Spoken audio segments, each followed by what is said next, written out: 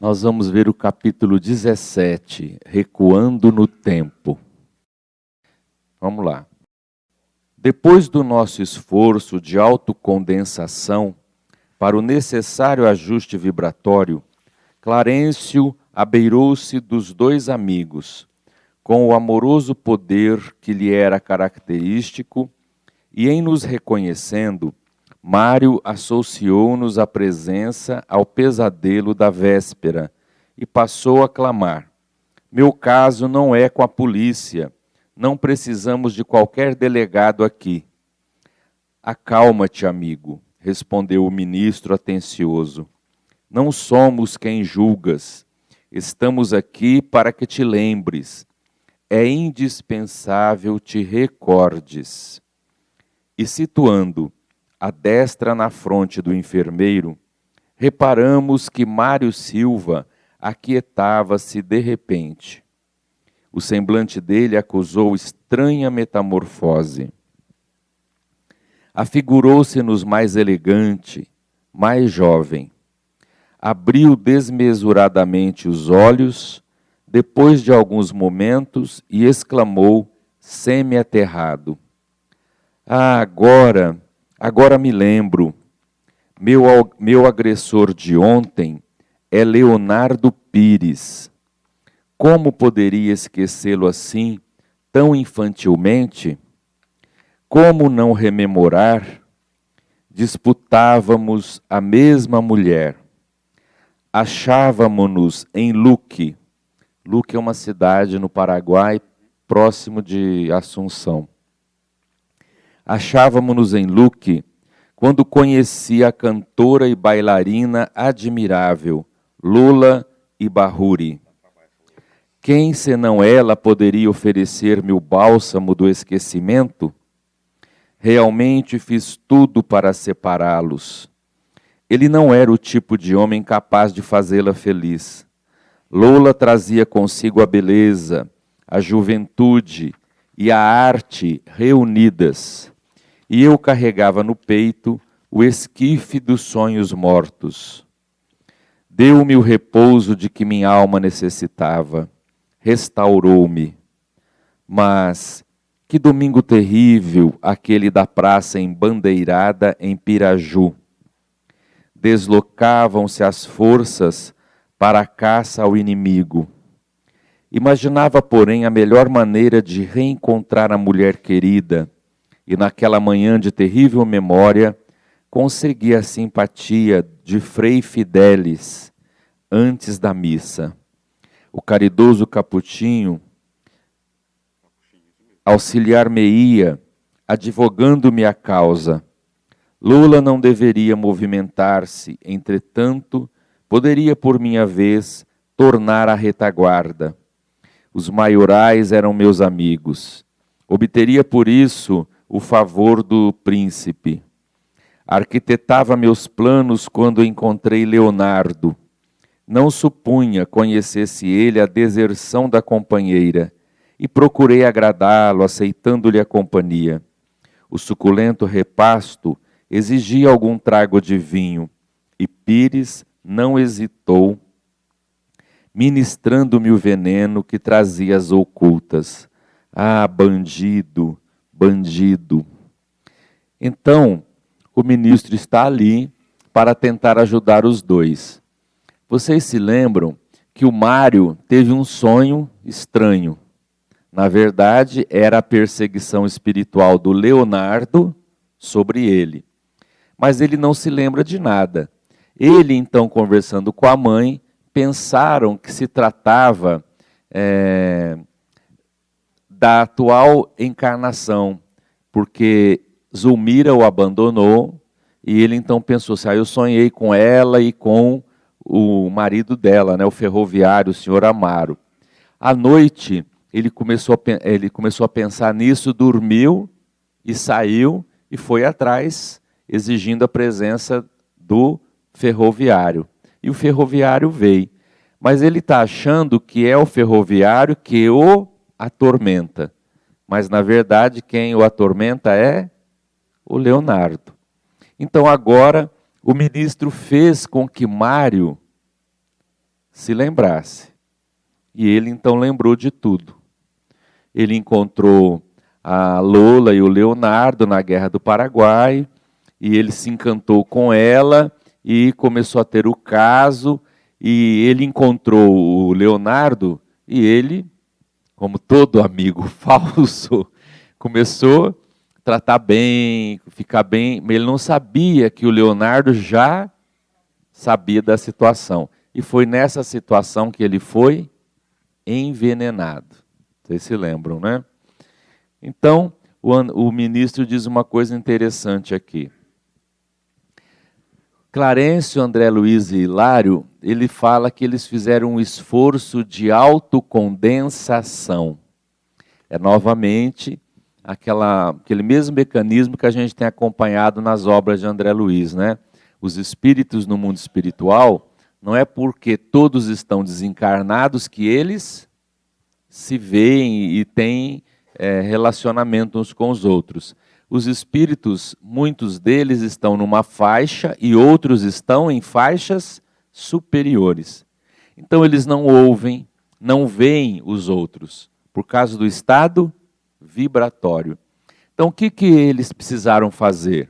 Precisaram adensar, condensar o corpo espiritual, baixar a vibração para se tornar visíveis, né?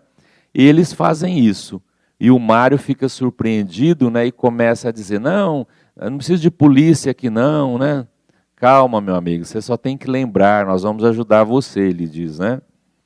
E o Mário, então, sob a influência do Clarencio, começa a lembrar-se desse passado, não é? E aí que ele entende que não é o Amaro que está ali do lado, que estava perseguindo. Quem persegue ele é o Leonardo, não é? E outra coisa que ele fala, interessante, é que o semblante dele acusou estranha metamorfose. Ele ficou mais elegante, mais jovem. A gente vê aí o corpo espiritual sofrendo a influência da mente. Quando o Mário se projeta para o passado e se lembra daquela situação, é como se ele começasse a assumir aquela personalidade. E aí isso atua nos centros do corpo espiritual, e uma das propriedades do perispírito nós já estudamos é a plasticidade. O corpo espiritual ele é altamente influenciável pela mente. E aí molda e ele começa a sofrer essa transformação. É como se ele se lembrasse do passado e então aquela forma que ele teve lá, aquele corpo naquela época começa a se ajustar ali e ele fica transformado, não é?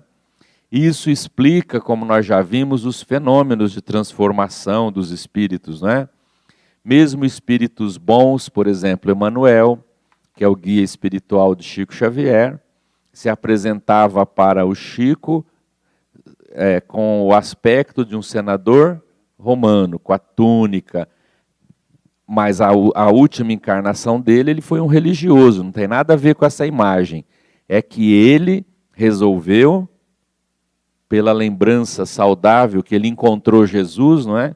Então ele guarda essa forma no perispírito. Ele consegue fazer isso. Da mesma maneira, os espíritos inferiores moldam pelo ódio, pela vingança, pelo desequilíbrio, eles conseguem também alterar a aparência. Por isso que muitos espíritos são assustadores, animalescos, têm aparências de animais. E ao longo da história foram confundidos com demônio, não é? Mas na verdade é apenas um espírito inferior que, sob a influência da mente, em desequilíbrio, eles se animalizam, né? Muito bem. Podemos seguir? Então vamos lá. Mário levou as mãos à garganta, como se aí registrasse enorme sofrimento, e caiu desamparado, gemendo de dor. O ministro, paciente, aplicou-lhe recursos magnéticos, balsamizantes, e o rapaz levantou-se aturdido. Amaro, que se mostrava igualmente transtornado, acompanhava a cena com manifesta aflição. Clarencio ajudou o enfermeiro a firmar-se de novo sobre os pés e perguntou, concitando-o a relembrar: por que razão te afeiçoaste à cantora com tamanho desvario? Por que não atendeste aos avisos da consciência, que de certo te rogava não despertasses o ódio naquele que te aniquilaria o corpo físico? Apresentando a expressão de um louco, Mário desferiu desconcertante gargalhada e bradou: por que amei Lola e Bahuri? Porque não tive escrúpulos em arrebatá-la ao companheiro que a retinha nos braços. Nosso instrutor afagava-lhe a cabeça com o evidente intuito de reavivar-lhe a memória. Ah, sim, prosseguiu Mário Silva, alarmado. Ausentei-me de Assunção, com o espírito irremediavelmente desiludido. Então, antes da gente prosseguir a narrativa, há um negócio interessante aí para a gente ver, gente. Ele diz assim, que logo que ele se lembrou que ele foi assassinado, né, envenenado, ele levou as mãos à garganta como se aí registrasse enorme sofrimento e caiu desamparado, gemendo de dor. Como ele recua no tempo, lembra daquela personalidade e dos fatos culminantes, ele volta a sentir as dores do envenenamento. Então, isso é a lembrança do envenenamento de que ele foi vítima. E ele sente aquilo, sente, tanto é que ele desfaleceu, ele precisou do amparo do ministro. Isso é muito interessante no aspecto mediúnico a gente citar. Muitas vezes os espíritos atendidos em reuniões mediúnicas, na desobsessão, eles ficam com a mente fixa no problema, na morte, no que aconteceu com eles, e eles dizem, eu estou morrendo, eu vou morrer, eu estou afogando, Ele tem a mesma sensação. Então a psicologia do doutrinador não é dizer, meu irmão, não tem dor, não tem nada. Né? Não é assim, o cara está sentindo que está morrendo.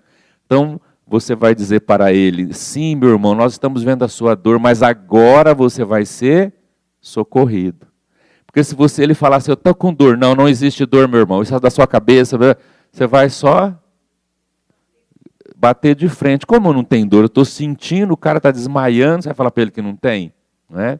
Então, quando o espírito fica preso a uma situação na vida dele, ele sente as mesmas sensações, a dor, o desespero. E ele, quando voltou a esse tempo, ele chegou a desfalecer, né? Lembrando, ele sentiu novamente o envenenamento. Né? Estou preso, né? E ele sente mesmo, ele não está mais lá, mas a mente dele registrou de tal maneira aquilo que foi tão traumático que ele criou uma fixação mental. É como se ele ficasse revivendo isso tudo. Então a gente tem que ter psicologia para dizer, né? Não é que não tem nada aí, né? Não, você vai ser retirado das ferragens, olha, o socorro está chegando. A abordagem é sempre de auxílio e não de confronto, né?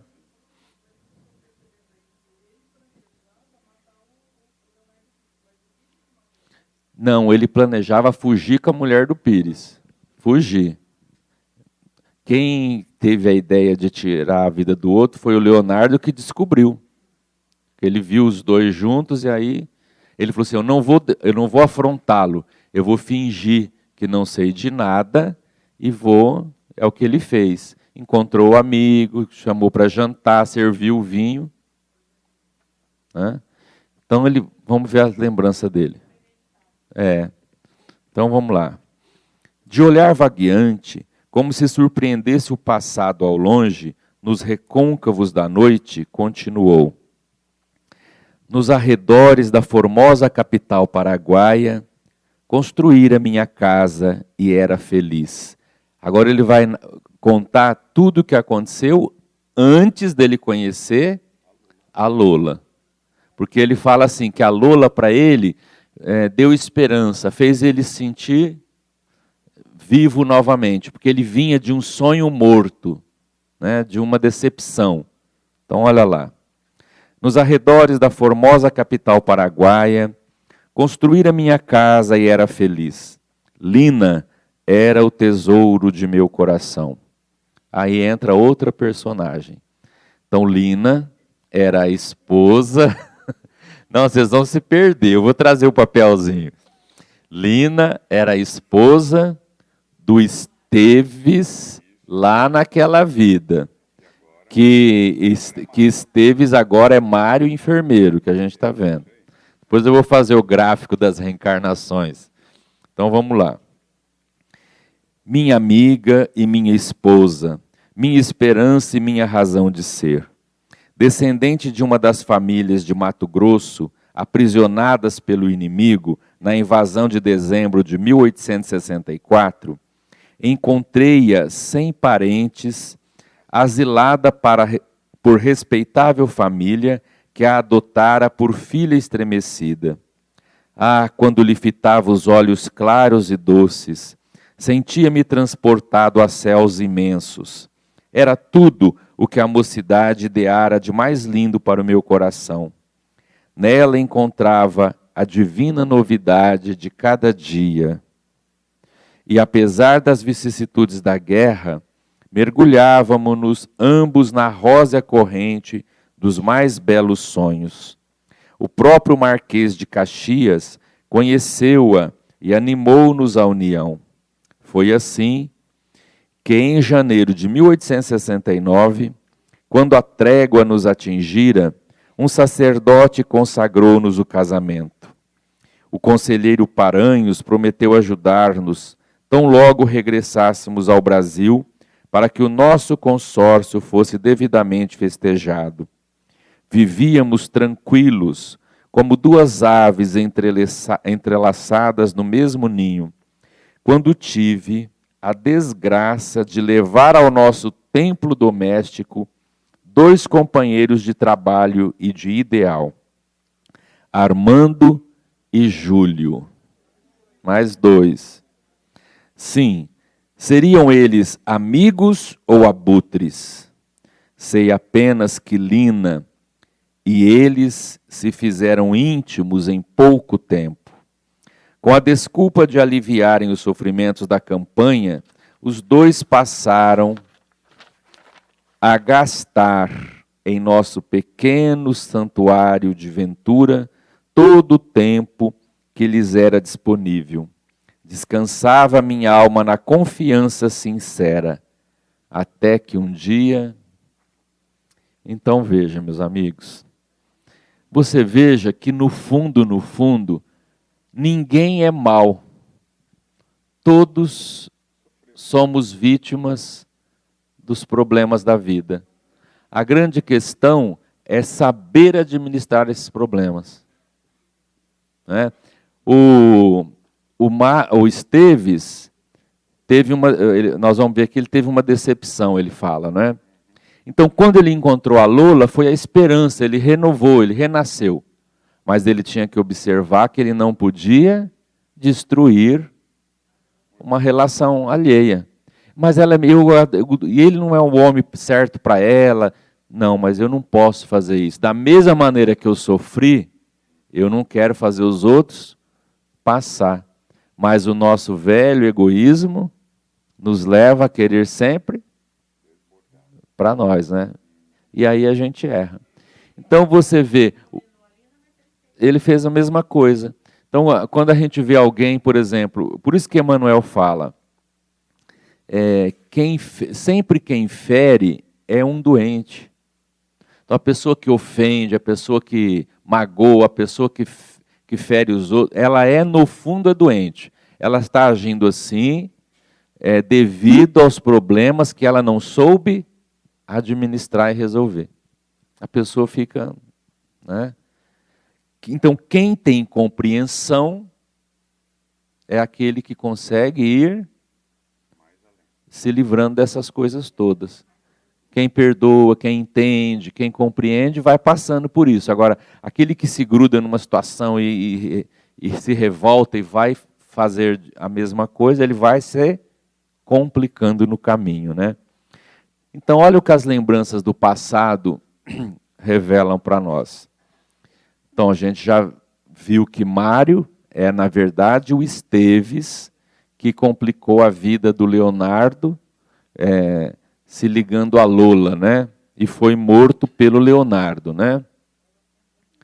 A Lina era a esposa do Esteves. E eles estavam lá, vivendo bem, e ele tinha lá na campanha, nas lutas lá do Paraguai, ele tinha 2 amigos, que ele levou um dia para casa, arrependeu, né? Aí a gente fica assim, ai meu Deus, mas então não, maldito dia que eu levei esses... Não tem como você controlar essas coisas. Não tem como. Não é maldito dia. O problema é que a Lina era problemática. O problema é que os 2 eram problemáticos. Porque se os 2 fossem pessoas equilibradas, não aconteceria. Se ela fosse também uma pessoa equilibrada, não aconteceria. É que são todos problemáticos, né? E esses 2 amigos, a gente anota o nome aí, eram Júlio e Armando, os 2, né? E veja o que é a vida, né? O Esteves estava na Guerra do Paraguai, estava no Paraguai, e lá ele conheceu a Lina. A Lina morava no Brasil, no estado do Mato Grosso, só que a família dela foi presa pelos inimigos paraguaios. E lá, eles foram levados, e lá ela foi albergada por uma família, e ele conheceu ela lá. Se encantou com a Lina, o Esteves, e casou. Casou lá, né? Eu falo assim, gente, como é que consegue casar na guerra? Só que essa guerra durou anos, né? E as pessoas vão fazendo as coisas vão acontecendo, né? E o padre lá os casou, ele fala que até o Duque de Caxias, né, conheceu a menina, aprovou o casamento e tal, e disse que comemoraria depois aqui no Brasil, quando acabasse a guerra, né? E eles, então, se casaram, estavam lá, e essa coisa de guerra, vai para lá, para cá, os 2 amigos chegam na casa dele. Aí que estragou tudo. Agora veja o problema que era essa tal de Lina. Quer ver? Vamos lá. O semblante do narrador alterou-se de súbito. Esgares de amargura modificaram-lhe a feição. Imprimindo à voz lúgubre acento, continuou atormentado. Até que um dia encontrei Lina e Júlio abraçados um ao outro, como se o tálamo conjugal lhes pertencesse.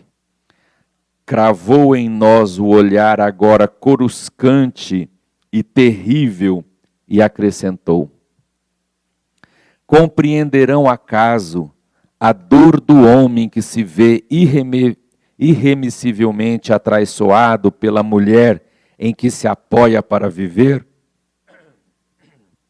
Entenderão o incêndio que lavra no espírito flagelado de quem, num minuto, vê destruídas as esperanças da vida inteira?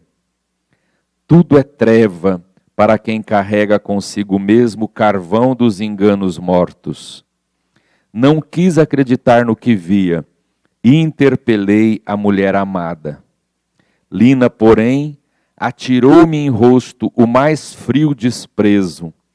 Afirmou rudemente que não podia amar-me senão como irmã que se compadece de um companheiro necessitado, que me desposara simplesmente para fugir às humilhações que experimentava numa terra estrangeira, e que eu, efetivamente, deveria desaparecer. Envergonhado, invoquei a proteção de superiores amigos e fugi de Assunção. Eu era, contudo, um homem diferente. A segurança de caráter que cultivava, brioso, fora abalada nos alicerces. Viciei-me, confiei-me ao álcool e ao jogo. Do militar responsável, desci à condição de aventureiro infeliz. Foi assim que encontrei Lola e Leonardo e não hesitei em exterminar-lhes a felicidade. É muito difícil albergar respeito aos outros quando fomos pelos outros desrespeitados. Então, olha só, na dor, ele não soube administrar e tirar do sofrimento uma lição proveitosa. Ele se desequilibrou. Então, vejam as lembranças do passado ainda, né?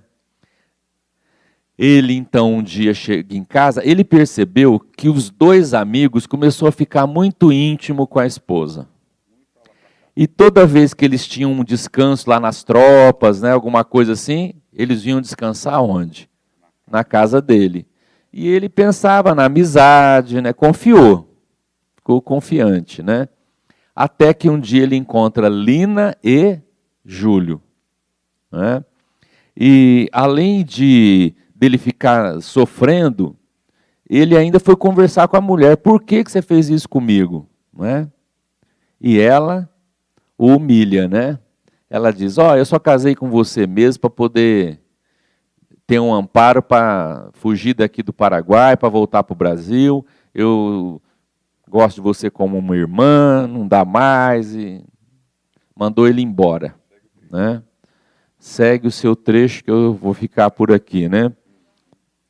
Ele, fragilizado, entra para as bebidas e o jogo.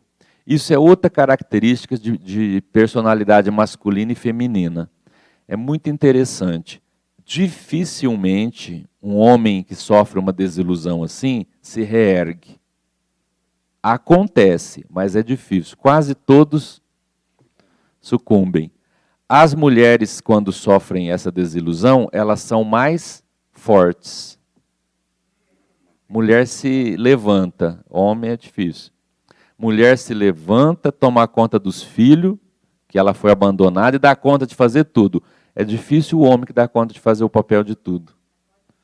A mulher é mais, nesse aspecto, ela é mais forte, né? Ela consegue. Homem é mais molão para isso. Se ele sofreu um abandono, quase sempre ele vai para a bebida, para a droga, ele acaba com a vida. Quase, não é regra, mas a grande maioria a gente mostra que é assim, né? A maternidade suplanta o egoísmo. Mas mesmo quando não tem filho, a mulher é mais forte para vencer. O homem é mais, quando ele é apaixonado assim, igual esse, ele é mais... E tem a questão da cultura do homem, do macho, né? Ele foi ferido no seu brio, onde já se viu, ele é o homem, o cara não aguenta isso. Né? A mulher é educada para aceitar, né? E o outro, quando acontece isso, para a sociedade, ele fica sendo menos homem. Né? Então, isso acaba com o indivíduo. Né? Ele, então, se entrega à bebida e o jogo. Né? E nesse sofrimento, ele conhece a Lola e o Leonardo. E aí, ele se encanta e ele diz aí uma frase interessante, né? Olha lá. É muito difícil albergar respeito aos outros quando fomos pelos outros desrespeitados. Na dor, o egoísmo, por isso que a questão não é o sofrimento, a questão é como a gente reage. Na dor, o indivíduo fica, então ele reagiu assim, ó, eu também não fui respeitado, por que eu vou respeitar ele? Fizeram isso para mim, por que eu não vou fazer para os outros? A dor a dor levando o indivíduo ao egoísmo de agir errado assim. Ele podia estar sofrendo, aprender, agora eu preciso aprender a conhecer as pessoas. Eu preciso aprender a ter calma, não vou me lançar num relacionamento assim, não. Mas essa Lula, ela está dando bola para mim. Lembra desse termo? É porque eu vou falar da música do Luiz Airão, vocês lembram? Que eu não entro em bola dividida. Porque se ela faz comigo, se ela faz com outro, vai fazer comigo. É inteligência. Então ele podia falar, se a Lula está... Quer dizer, se ela está fazendo isso com o marido, e se amanhã ela fizer isso comigo? Eu não vou entrar nessa, eu tenho que aprender. Ele podia, né? Mas na hora, meu filho, o egoísmo, a pessoa não pensa, a pessoa quer e leva lá. Ó, ninguém me respeitou, por que eu vou ficar pensando em respeitar os outros? O problema é dele. Essa Lula é cantora, bailarina, artista, né? Ela dá um rodopio e o cara cai, né, Mendonça? Ela dá um rodopio e o cara cai do lado, né? Aí acabou, né, Mendonça? Né? E a Lina parece também ser uma moça assim, né? Aliás, Sandrinha, na literatura todas são maravilhosas. Agora você vai morar junto, que aí tem que descobrir, né? Então vamos lá. Ele fala aí, exterminar-lhes a felicidade, né? Ele estava vendo que o Leonardo e a Lula, na visão dele, eram felizes, né? Então ficou até com inveja, né? Ficou até com inveja, a Lula e o marido. Eu quero isso para mim, não interessa. Ninguém me respeitou, que eu vou respeitar ele. E foi, né? Bom, vocês estão preparados para ter uma surpresa agora? Então vamos lá. Vocês vão ver o que é a reencarnação. Não tudo tem uma razão de ser. Valendo-se da pausa que se evidenciava espontânea, Clarencio indagou: e nunca recebeste notícias da esposa? Quer dizer, e a Lina, você nunca mais viu? Mário Silva, reconduzido à personalidade de Esteves pela influência magnética, exibiu sarcástico sorriso e informou: Lina, que passei a odiar, era demasiado cruel. Achava-me não longe de Assunção, depois de 3 meses sobre a mágoa terrível que me fora assacada, quando vim a saber que Júlio fora igualmente escarnecido por ela. Certo dia, de volta ao lar, encontrou-a nos braços de Armando, o outro amigo que parecia consagrar-nos estima fraternal. Menos forte que eu mesmo, Júlio esqueceu-se do revés com que me dilacerara semanas antes e, cego de absorvente afeição, ingeriu grande dose de corrosivo. Socorrido a tempo na caserna, conseguiu sobreviver, mas incapaz de suportar os males corpóreos decorrentes da intoxicação, depois de alguns dias embebedou-se deliberadamente e arrojou-se às águas do Paraguai, aniquilando-se enfim. Depois disso, nada mais soube. A morte aguardava-me em Piraju. O destino marcara-me impiedoso. Gente, olha que coisa, né? Lembraram? Então, olha só. Lina traiu o Júlio com o Armando. Então você vê, ela traiu o Esteves com o Júlio. 3 meses que ela viveu com o Júlio, ela já estava também com o Armando. É um quadrilátero, né? Olha que coisa, né? O envolvimento, né? Você vê o que faz uma mulher com os coitadinhos, né, Rafael? Você vê o que elas fazem, né? Então ela traiu o Júlio com o Armando. Júlio, fragilizado, ingeriu veneno, foi salvo a tempo, não suportou e atirou-se nas águas do rio Paraguai. Vocês estão lembrando de quem? Do Julinho, o garotinho que morreu. Revelação, Júlio do passado é o Julinho, filho de Amaro e Odila. Olha só. Então agora a gente começa a pensar. Se ele foi traído e fez tudo isso, e agora ele é Julinho, ele é filho do Amaro, com a Odila. E a Zulmira entrou aí na jogada. Quem será que é a Lina? A Zulmira ou a Odila? Não sei. A Odila que está obsediando, que está naquele ódio, lembram? Sentindo traída. Vamos ver depois, né? Qual delas perdeu o filho? Vamos ver. Do passado. Só que a Zulmira colaborou. Né? Agora, é interessante, tadinho do Julinho, morreu na praia. Meu Deus, Deus não existe. Olha o passado, gente.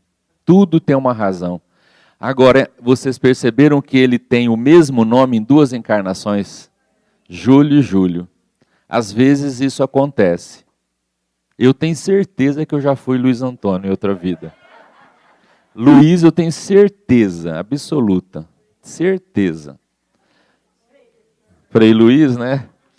Tem certeza. E às vezes acontece do espírito, são coisas assim do inconsciente. Às vezes 3 vezes o mesmo nome, é interessante isso. Não é comum, mas acontece. Né? Não me cria problema não, Mário. Então, gente, viram aí, gravaram aí a coisa? O Júlio, que foi o amante da Lina, é na verdade o Julinho de hoje, que morreu afogado nas águas do rio Paraguai. E ele está onde, esse Julinho? Lá no Lar da Bênção, que nós visitamos com o ministro.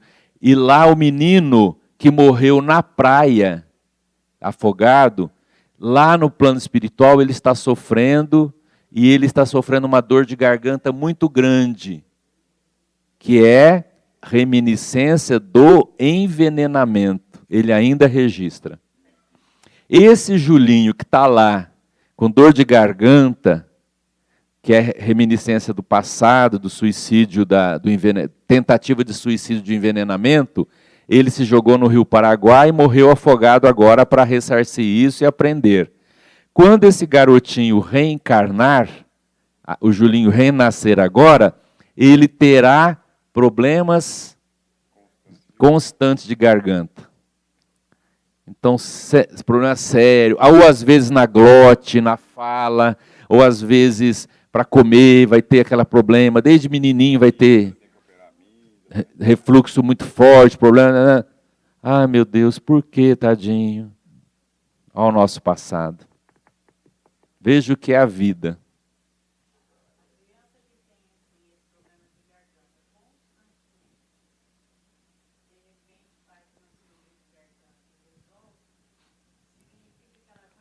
Cumpriu, já cumpriu. Resgatou. Problema sério, né? Porque assim, nós temos os problemas. A lei divina, Luzia, encadeia tudo para o bem. Você vem num período que não tinha essas coisas, hoje tem recurso. Então você passa um período, a ciência localiza, resolve. Então, há problemas que os espíritos dos nossos antepassados vivenciaram que hoje os espíritos que renascem na Terra não precisam mais daquele tipo de problema. Por exemplo, deficiência física. A pessoa vinha com dedos, com lábio, né? Hoje, a cirurgia plástica resolve um monte de problema, mas o espírito passa por isso, vive aquele problema, aí resolve. Você vê que as coisas vão mudando, né?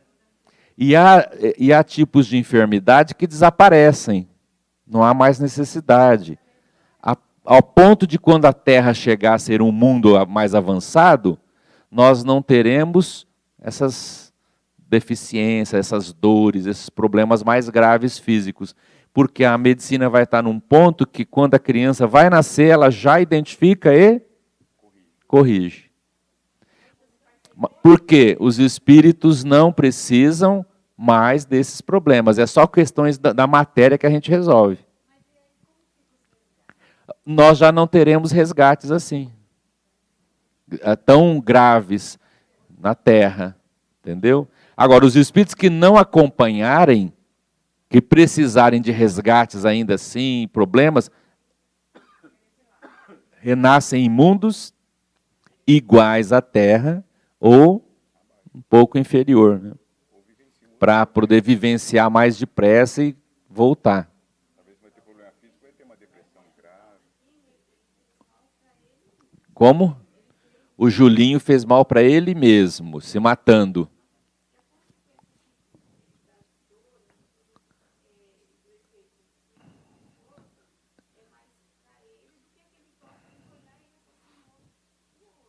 Sim. Mas não é assim a lei. Então, por exemplo, o Mário foi o Esteves. E o Esteves foi assassinado. É que o Leonardo ainda não nasceu, né? Está lá ainda, sofrendo no mundo espiritual. Qual que é pior a situação? Você vê que o Leonardo ainda está na época da guerra. O criminoso fica alterado, desequilibrado, né? Agora vocês podiam perguntar assim, ó, mas o Julinho que se matou, tal, o que a mãe dele, o pai tinha a ver com isso? Porque a família sofreu. O que eles tinham a ver com isso? Tudo. Vocês vão ver depois. Deixa chegar o próximo capítulo. Uhum.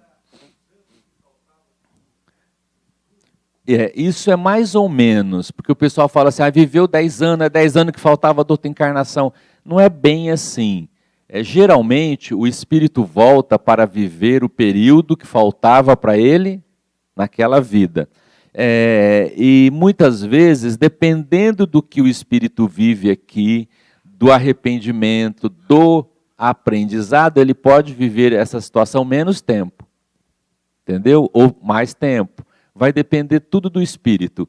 A lei divina não é assim, ela varia, a lei é a mesma, mas ela vai variar e ser aplicada de conformidade com a necessidade de cada indivíduo. Entendeu? Há indivíduos que teriam enfermidade, mas o tipo de vida que ele teve, o arrependimento, o serviço ao semelhante, a mudança dele, fez dessa enfermidade um negócio pequenininho. Nós não vimos o Adelino? Lembram? Ou não é neste livro? Foi no outro. Que ele ia ter fogo selvagem e só ficou com uma coceirinha vermelha. Oi, Joveniano. Uhum. Ficou doente. É do passado.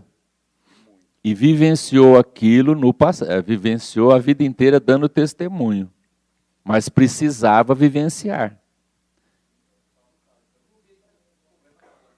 Não, ele era atleta, a doença veio na hora certa. Dizem que o Jerônimo foi o príncipe Orencebe, que é personagem do livro Romance de uma Rainha. Esse Orencebe fez coisa, meu filho. Vai vai reencarnações inúmeras para o cara conseguir pagar tudo que ele fez.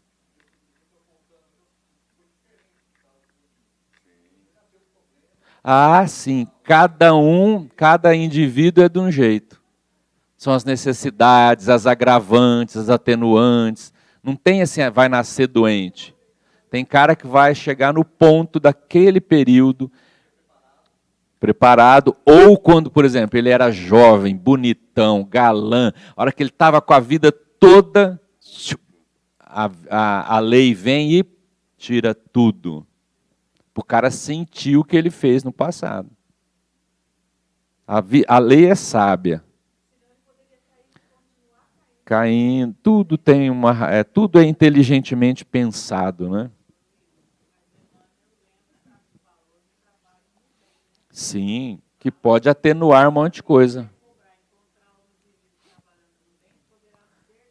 Jado, determinado. Agora, há coisas que o espírito decide. Então, quanto mais o indivíduo tem consciência do erro e quer ressarcir, ele quer e não adianta. Ele pode fazer o bem que for, o problema vai vir, porque ele sente aquela necessidade de viver aquilo. Quando ele não quer, ele não vive. A lei vai ser aplicada de acordo com as necessidades dele. Tem sofrimento, Luzia, que o espírito não precisava ser tanto, mas ele é que se cobra. Ele se cobra, ele exige. Por exemplo, no André Luiz ele fala lá, você não precisa renascer assim. Não, eu quero, porque o que eu fiz, eu quero que eu sinta na pele o que eu fiz. Só assim eu vou me sentir liberado. Sem isso eu não vou, entendeu? Então isso vai da personalidade. Aí entra o livre-arbítrio, a necessidade dele. E só aquilo vai deixar a mente dele livre. Então a lei permite. Indispensável, ajuda em todos os sentidos.